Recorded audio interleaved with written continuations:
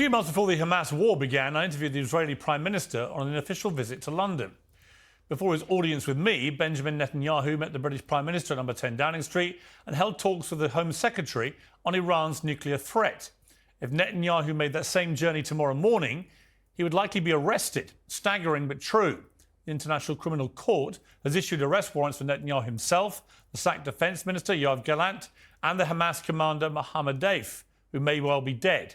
All three men, it says, could bear criminal responsibility for war crimes. Netanyahu is furious.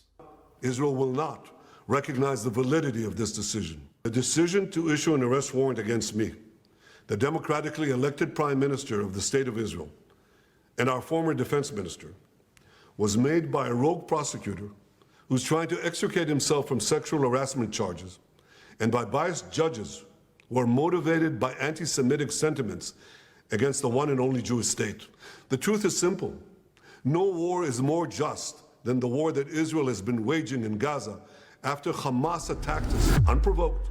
Hello everybody and welcome back to Z's Political Arrow. In today's video, we're diving headfirst into a heated debate. Piers Morgan grills UN Special Reporter Francesca Albanese on the International Criminal Court's arrest warrant for Israel Prime Minister Benjamin Netanyahu. With the ICC accusing him of war crimes, Netanyahu fires back, labeling the court as anti-Semitic and its prosecutor biased. This is a showdown of politics, international law, and unapologetic rhetoric. Stick around because we're not holding back, because does Piers really believe in justice here? Or is he confused, or just another example of selective outrage? Let's break it all down. Well, the ICC's warrant is close to unprecedented. Netanyahu joins the now deposed president of Sudan and Vladimir Putin on a very short list of sitting world leaders to face these measures.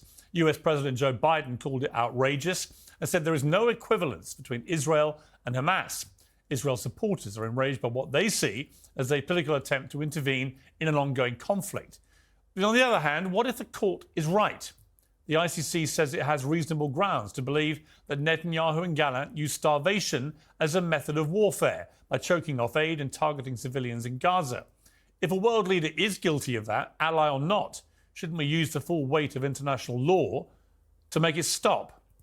Well, joining me now in the studio is United Nations Special Rapporteur on the occupied Palestinian territories, Francesca Albanese. Welcome to you. Thank you very much for coming in today.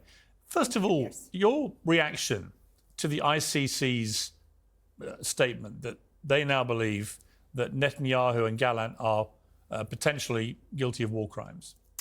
First of all, thank you for having me, Piers. I appreciate it, especially at such a delicate moment. How do I see these ICC arrest warrants against Netanyahu, Gallant and Deif? As necessary, as timely, as long due. Because again, I might criticize the delay the court took in fully getting into the investigation of the situation in the occupied Palestinian territory, which has been pending since 2014. And I might also criticize the fact that there is no investigation over the colonies, which are a war crime, and there are 300 colonies in the West Bank. But even if we look at the narrow scope that the investigation takes, the evidence out there is overwhelming. The facts that 45,000 people have been killed. Starvation has been used as a tool of war, and it cannot be justified by any possible circumstance. But however, Netanyahu and Gallant have received arrest warrants for both war crimes and crimes against humanity. Piers starts off by highlighting the staggering ICC warrant for Netanyahu and raising the precedent of holding world leaders accountable. Yet when Francesca lays out overwhelming evidence of war crimes, such as starvation as a weapon, attacks on civilians, 45,000 deaths, Piers immediately pivots to question the ICC's focus on Israel. Albanese, however, points out that the ICC has long delayed its investigation of Israel, despite clear war crimes under the international law. When she critiques Israel's disproportionate response to Hamas, Piers challenges her, asking what else was Israel supposed to do? Here's the problem, Piers. You're defending Israel's action as necessary while ignoring the decades-long occupation and illegal settlements that sparked this violence in the first place. You can't take self-defense without addressing the system oppression that created this cycle. Meaning that the court has identified the attacks against the civilian population as systemic and widespread. So it's not just violations of the rule of war, it's by attacks against the civilian population as such. But given the United States and Israel do not recognize the International Criminal Court, How meaningful is this? It's very meaningful because, first of all, there is an obligation to prevent war crimes, crimes against humanity, and a crime as serious as genocide. But also there are state parties to the Rome Statute.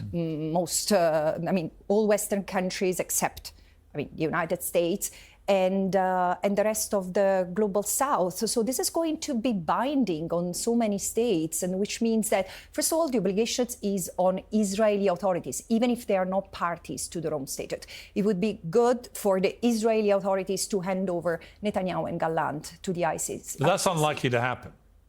If they travel to any country which is a state party to the Rome Statute, they will have to be arrested. Yes, but your suggestion that maybe Israel itself might turn them over, that's not going to happen, is it?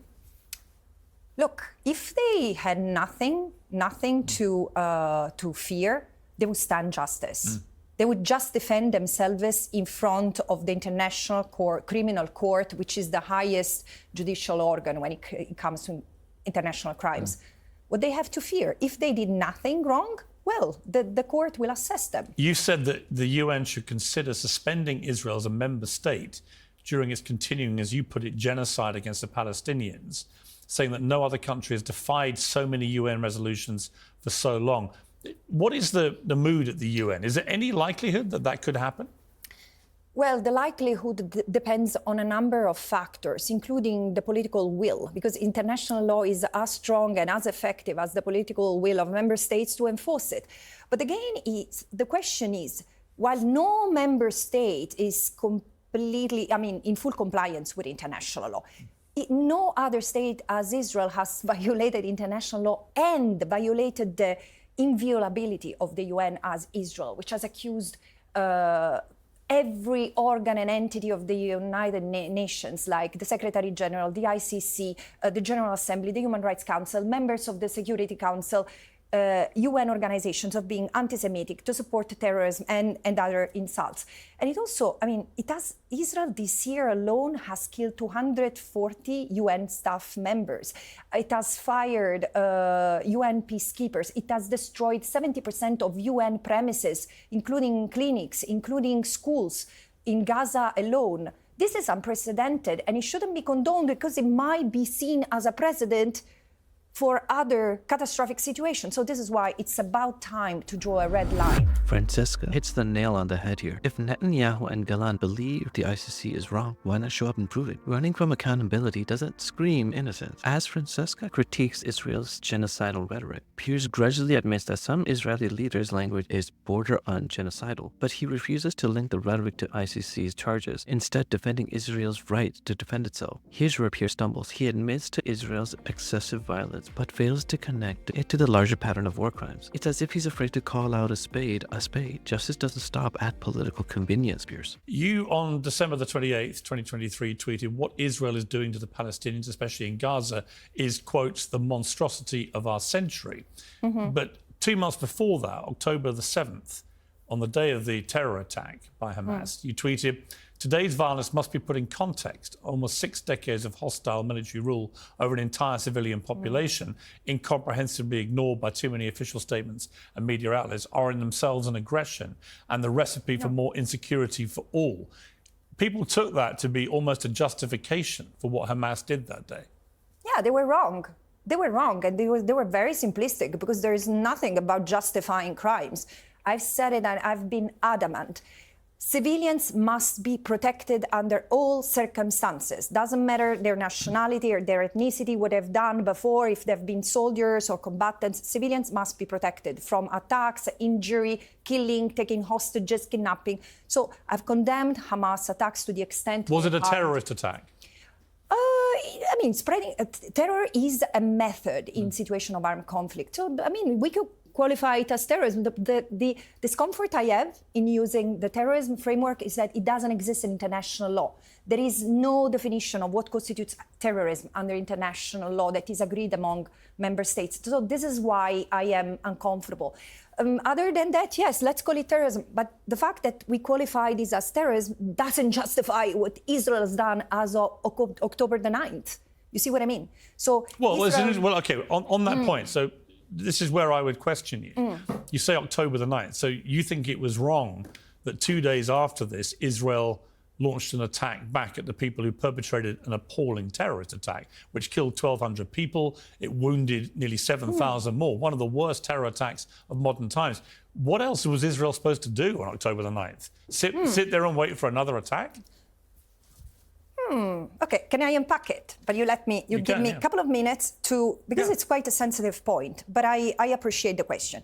So Israel, the day Israel was attacked, it had all the rights to defend itself, to protect its citizens, its territory,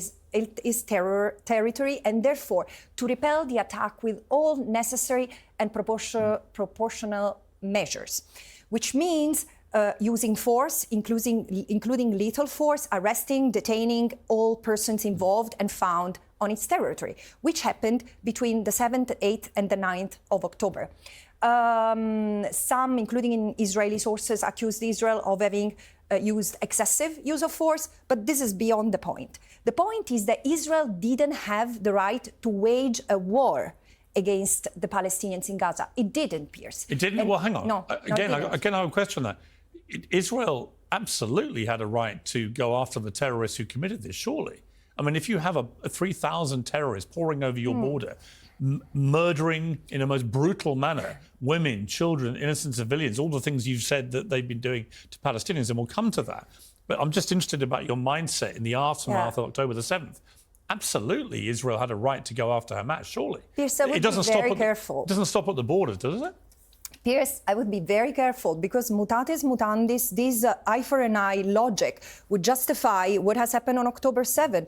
And I totally refuse to go there because if we take your argument that the violence suffered by the Israelis on October 7 justifies what has been happening as October 9, this might lead to justify what has happened. What did they do? Well, hang on. What did they do on October the 9th that you think self-defense, and please bear with me because self-defense has a meaning in international law and it's a term of art that doesn't correspond to the common parlance. Self-defense is not the right to protect itself, which Israel has within its own borders. So if you ask me the question, what would have Israel done to be in line with international law? Israel had to do what I said so repelling the attack and trying to get the hostages back. Waging a war was neither proportionate. How do you get them back?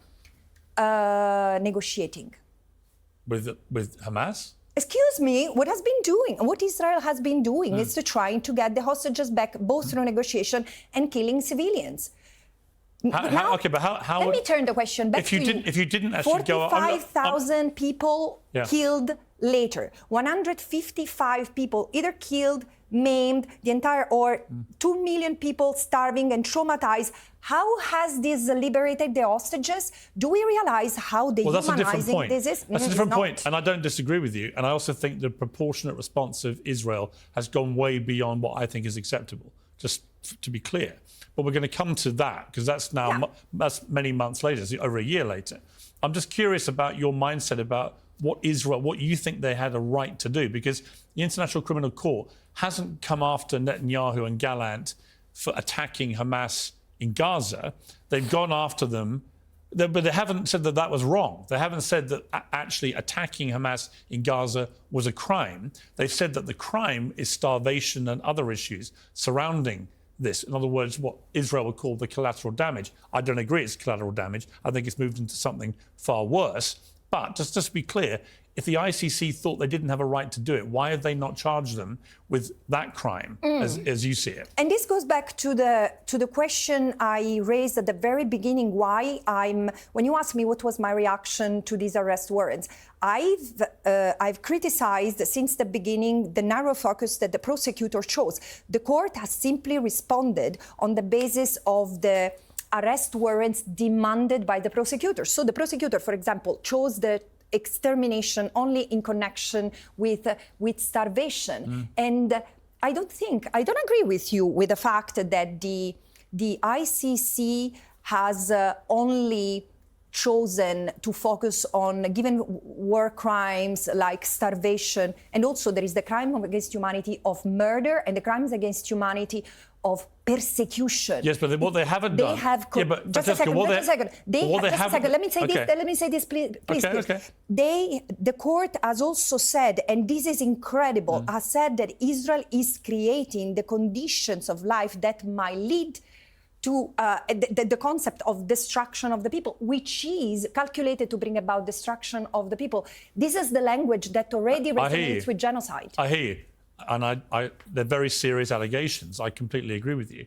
And there's a lot to be said for them. We're going to debate that later. But I come back to the point that on October the 9th, I believe absolutely Israel had the right to go after Hamas past their own border because Hamas had gone back into Gaza. The people who perpetrated the terror attack, thousands of them, came in, did it, and then went back, including 250 hostages.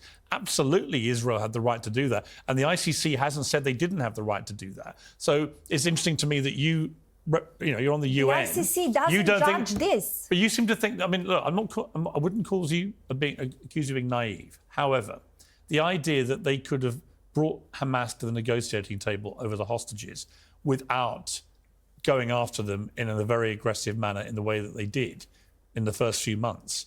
The idea that Hamas would just be having cozy meetings in Qatar and would just say, here you go, that's for the birds. Piers, let's move forward because we're stuck. Now, 14 months later, let me tell you, first of all, let's go back to the 9th of October. What has happened in the first weeks after the 9th of October, Israel has killed 250 Palestinians per day. From the beginning, 70% of those killed have been women and children. Israel has used in few weeks artillery and weapons amounting to 2 nuclear bombs in an area of 350 or 360 square kilometers, hosting 2.3 million people, half of whom are children, under 18. So 250 people a day. Let's assume, look, I even want to give you the chance to argue that Israel had the right to it's an important point. Then it has violated the rules of war because it has caused disproportionate, unnecessary and deliberate damage to the civilian population to the point. But that's a different argument, Francesca. It's a different argument. No, it's not different. It's an additional argument because again. Well, no, your argument is they can only defend themselves. From a legal point of view, the International Court of Justice has said in 2004 and in 2004 and in 2024 that Israel didn't have the right to defend itself. This is not a right that can be invoked under Article 51. So you and I are no one in the face of the ICJ saying that. Full stop. Okay. Here's what I would say to you, is that I have a lot of sympathy and indeed agreement in large parts of what you're saying about what's happened since. I think it's been a disproportionate response. Too many civilians have been killed, too many children have been killed, too many people have been displaced with their homes destroyed, and now all the rhetoric coming out of this Israeli government is bordering on genocidal rhetoric from some of them. There's no question. Exactly, Piers. The how is the problem. Israel's response isn't just disproportionate. It's a blatant violation of international law. Starvation, targeted bombings, these aren't collateral damage. They are war crimes. Francesca masterfully shifts the debate, reminding us that the occupation itself is illegal under international law. She argues that Israel's refusal to dismantle settlement fuels the violence, and the ICC charges are just tip of the iceberg. This is where Piers' confusion becomes laughable. He tries to separate the occupation from the ICC charges as if decades of illegal actions have no bearing on violence today. Sorry, Piers, but you can't rewrite history to fit your narrative. And it's quite clear that some of them would be quite happy if all Palestinians left Gaza permanently. And I'm very concerned about that. And I think Palestinians have a right to be concerned about that. But the point of argument is simply what they had a right to do to start with. And where I take issue with you is this thing about October the 9th, when they decided to go past their own border to exact, vengeance and to go after the people who perpetrated this and stop them doing it again. I think they had a right to do that. The question is how you do it. I have another issue because I have another argument that I didn't have the chance to make because you asked me, what did I have the right to do? In line with international law, Israel had to do what they have not done in 57 years. And what the International Court of Justice has reminded all member states as of July this year, Israel needs to withdraw the occupation in whole or in part, because the occupation has caused the conditions for violence to fester in the occupied Palestinian territory. And the court has been very specific, has said that Israel needs to withdraw the troops, dismantle the settlements, which are war crimes, and including the control over the resources, the natural resources. Israel has continued to expand in the occupied territory, and it continues to do that even now as it commits a genocide. I do think the expansion of settlements on the West Bank, I do think that is probably a war crime. It's a key, but this is key. It's outrageous. It's key to understand, because Israel, the whole purpose of advancing the occupation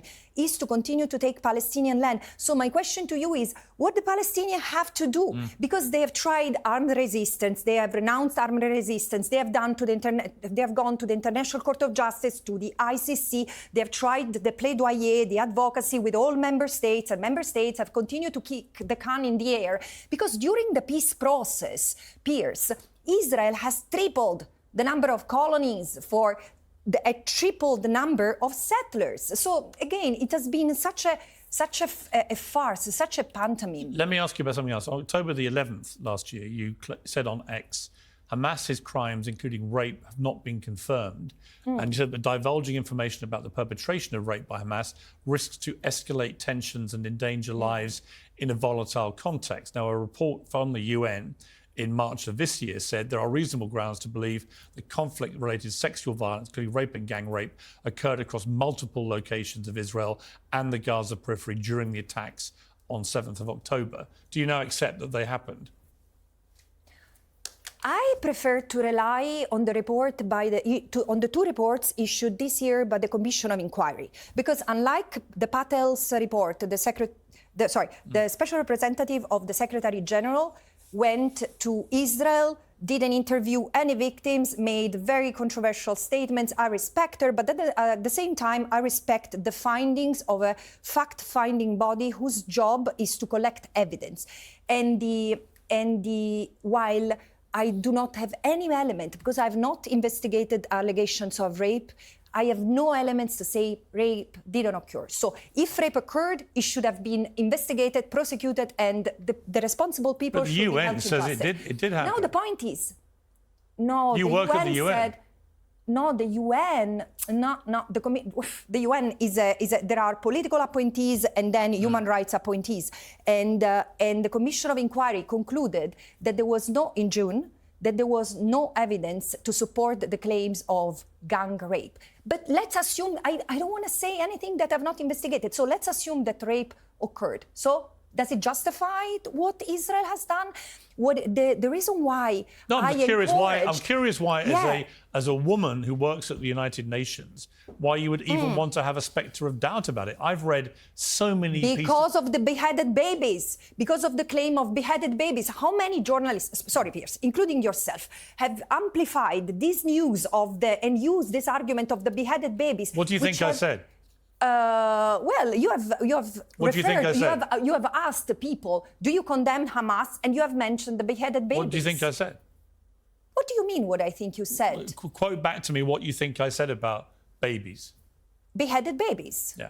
Did you say that or not? All I've seen ever since... Did you say that or not? I'm about to answer you. All I've seen ever since is that I apparently said that up to 40 babies have been beheaded. I never said that. It's completely untrue. You said, no. Look, you have referred to, I don't know if 40, you have referred to the beheaded babies or to the babies I've talked about babies being killed, people being beheaded, which they were, because you know how we know that? Because Hamas broadcast it on their GoPro cameras.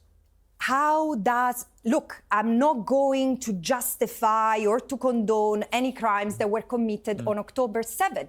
My question is, what purpose does it serve? Because the only animus I had when I tweeted what you just read is let's try to diffuse the tension, because this language, this evocation of the barbarism of the Palestinians represented an existential threat. What about the rape that is documented against hundreds of Palestinians in Israeli jails? Can we talk about that? Here's the thing.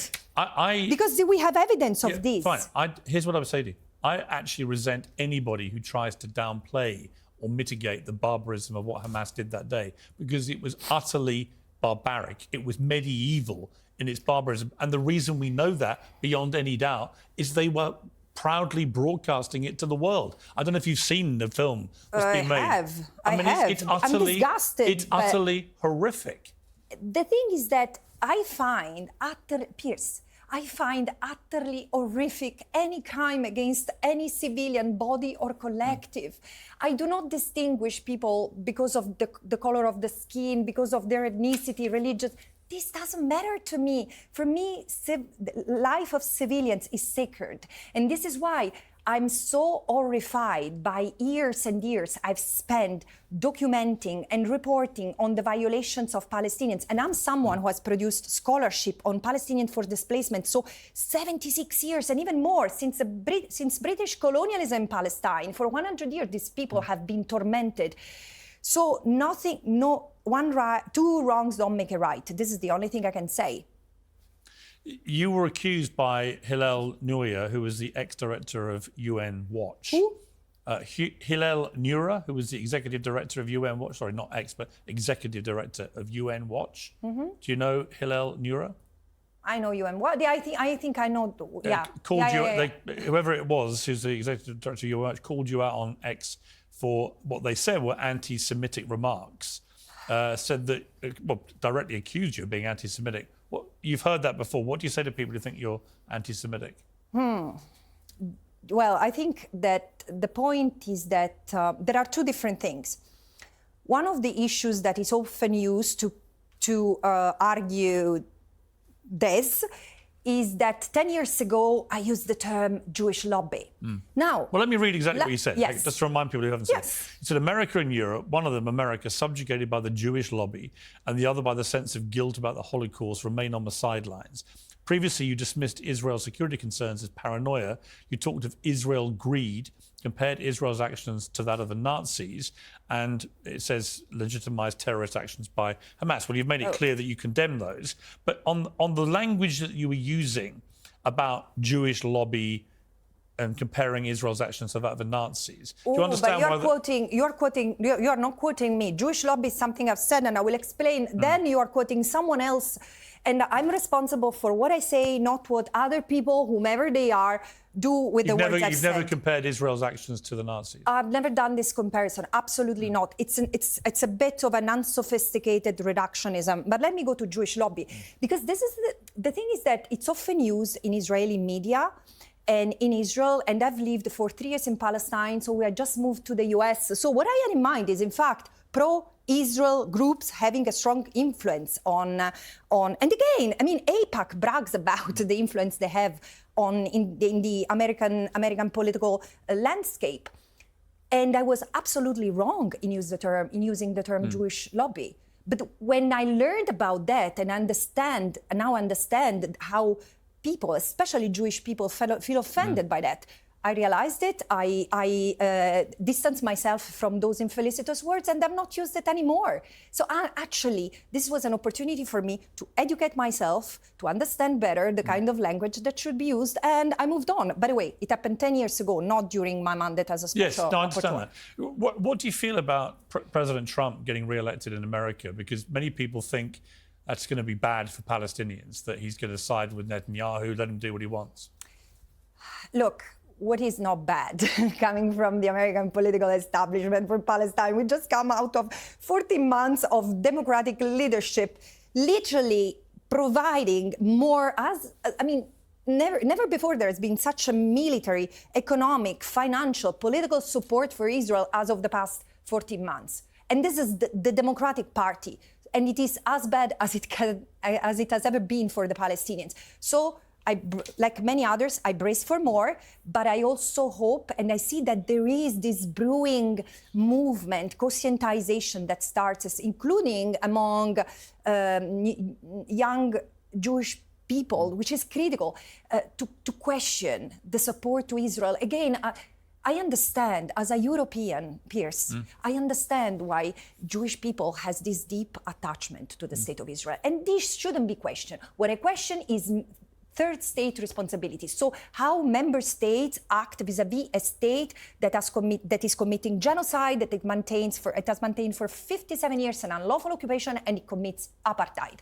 Once we resolve this issue, I have no question whatsoever with the state of Israel. And I do think that now we are at the turning point in history where there is the opportunity to step away from this precipice and do the right thing. But it might not come from the American leadership. Francesca Albanese, it's great to meet you. Thank you very much. I appreciate you coming all the way in and sitting in. And look, I think we want the same thing. We want this to be resolved and for the war to be over, don't we? I agree. Thank you very much. Thank you, Piers. Nice to see you. What's the verdict? Piers Morgan may be a skilled debater, but his double standards on Netanyahu's arrest warrants are painfully obvious. Francesca Albanese holds the ground with facts and clarity, leaving Piers fumbling to defend the indefensible. If you enjoyed this breakdown, hit the like, smash the subscribe button, and ring the bell for more unapologetic analysis. This is Z's Political Arrow, where we aim straight for the truth, no spin, no filter. Don't miss our next video. It's going to be a bullseye. Catch you later.